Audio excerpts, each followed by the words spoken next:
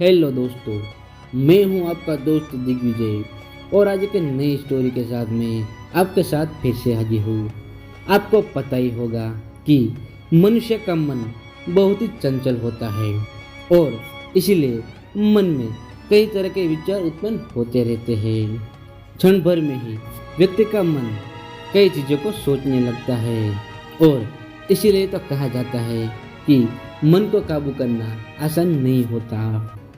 मन में विचारों का आना गलत नहीं है, लेकिन मुश्किल तब हो जाती है या विचार ऐसी परिस्थिति में गलत होते हैं जब कभी कभी तो ना चाहने के बावजूद भी मन में अश्लील विचार आते हैं।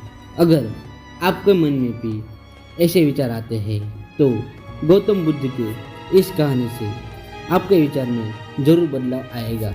बुद्ध अपने भिक्षुओं को उपदेश देने के साथ ही उन्हें भिक्षाटन के लिए भेजते थे। एक बार उन्होंने अपने भिक्षु भरत को भिक्षा लेने के लिए एक श्राविका के घर भेजा। भरत पूरे रास्ते में मन में यह सोचते हुए श्राविका के पास गया कि आखिर आज भिक्षा में क्या भोजन खाने को मिलेगा, क्योंकि भरत एक राजकुमार थे और बुद्ध के सानिध्य में ही भिक्षु के रूप में दीक्षित हुए थे। हमेशा भरत को महल में खाने के लिए स्वादिष्ट पकवान मिलते थे, लेकिन आज भिक्षा के रूप में उसे जो भी मिलेगा उसी से उसे संतुष्ट होना पड़ेगा। श्राविका के घर पहुंचकर भरत ने भिक्षा मांगी। श्राविका ने भरत को बैठने के लिए कहा और भोजन लाने के लिए घर के भीतर गई। इधर भरत फिर से अपने प्रिय भोजन के बारे में सोचने लगे और जैसे ही श्राविका भोजन लेकर आई तो भरत अचंभित रह गए। भरत ने देखा कि श्राविका ने उनके लिए उनके पसंदीदा पकवान परोसे हैं और अपने प्रिय भोजन को देखकर वह खुश हो गए। भोजन ग्रहण करते हुए भी भरत सोच रहे थे कि महल में तो उन्हें भोजन के बाद विश्राम की आदत है, लेकिन आज उन्हें भोजन के बाद वापस से तेज धूप में चलकर आश्रम में जाना होगा। लेकिन भोजन के बाद श्राविका ने भरत को कुछ समय के लिए विश्राम करने का आग्रह किया। भरत फिर से खुश हुए कि आखिर आज उनकी मन की सारी इच्छाएं कैसे पूरी हो रही है। इसके बाद भरत कुछ देर विश्राम करने लगे, लेकिन विश्राम करते हुए भी लेटे लेटे वह सोचने लगे कि आज तो मुझे भोजन के बाद विश्राम करने को मिल गया, लेकिन ऐसा रोज रोज नहीं होगा। जब भरत विश्राम के बाद उठे तो श्राविका ने कहा कि आप जब तक चाहें यहाँ ठहर सकते हैं। भरत अब समझ गए कि यह कोई संयोग नहीं हो सकता। उन्होंने श्राविका से कहा कि मुझे क्षमा कीजिए, क्या आप मेरा मन पढ़ सकती हैं?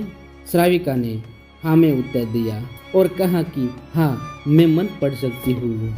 शुरू में यह कठिन था, लेकिन फिर मैंने स्वयं के मन विचारों को देखना शुरू किया।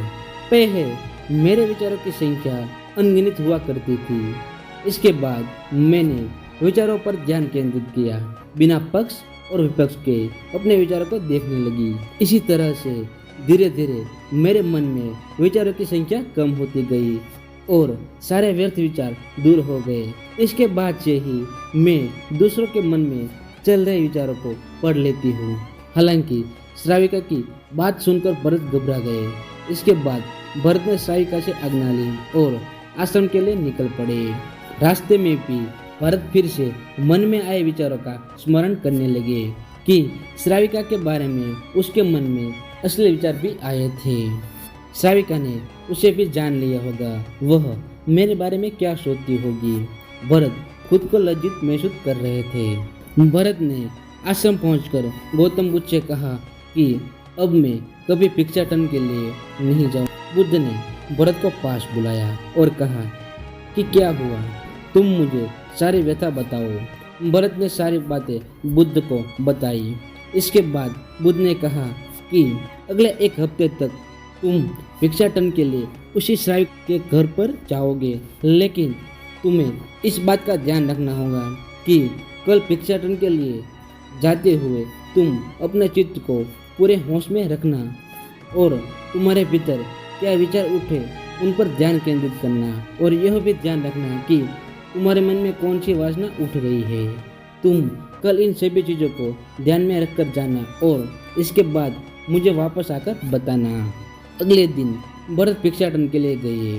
बुद्ध के बताए अनुसार वह पूरे रास्ते अपने होश को जागरूक रखते हुए चल रहे थे। जब श्राविका का घर आया तो भरत ने भिक्षा मांगी।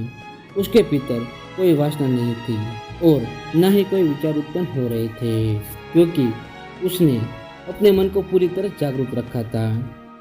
भरत ने भिक्षा ली और आश्रम चला गया। भरत ने बुद्ध को प्रणाम किया और कहा कि आज उसे जिस आनंद की अनुभूति हुई वह पहले कभी नहीं हुई।